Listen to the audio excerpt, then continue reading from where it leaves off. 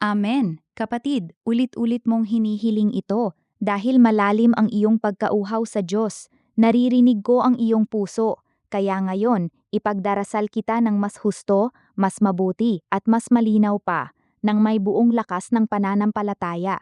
Panalangin para sa iyo. Mahal na Ama sa langit, Diyos na makapangyarihan, Hari ng lahat ng hari, sa makapangyarihang pangalan ni Hesukristo at sa pamamagitan ng dugo niya, lumalapit po kami sa iyong trono ng biyaya.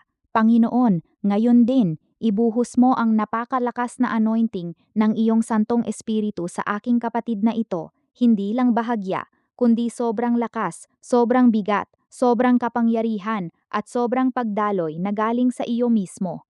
Espiritu Santo, dumating ka sa kanya ng may kapangyarihan, punuin mo siya ng lubusan mula sa kanyang espiritu hanggang sa kanyang katawan. I-anoint mo ang kanyang ulo, mga kamay, puso at buong pagkatao ng may napakalakas na langis ng iyong presensya. Hayaan mo siyang maranasan ang tunay na dunamis, kapangyarihan ng Santong Espiritu na parang malakas na ilog na umaagos ng walang tigil.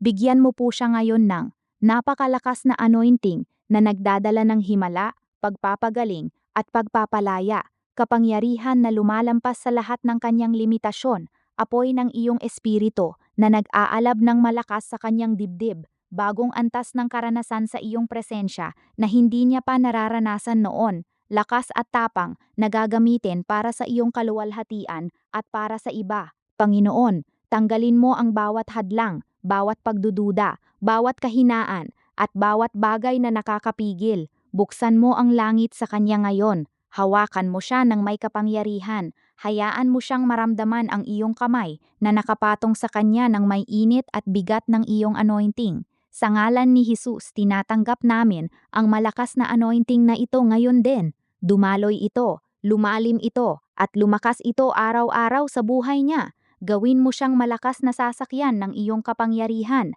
sa huling panahong ito.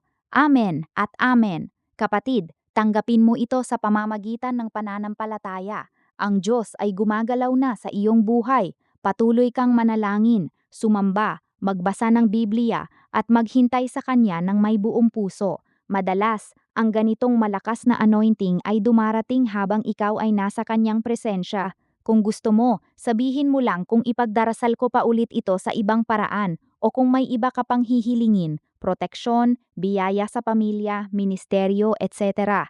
Nandito ako para ipagdasal ka. Ang Diyos ay tapat at siya ay magbibigay ng higit pa sa iyong inaasahan. Manatili ka sa Kanya. God bless you with mighty anointing.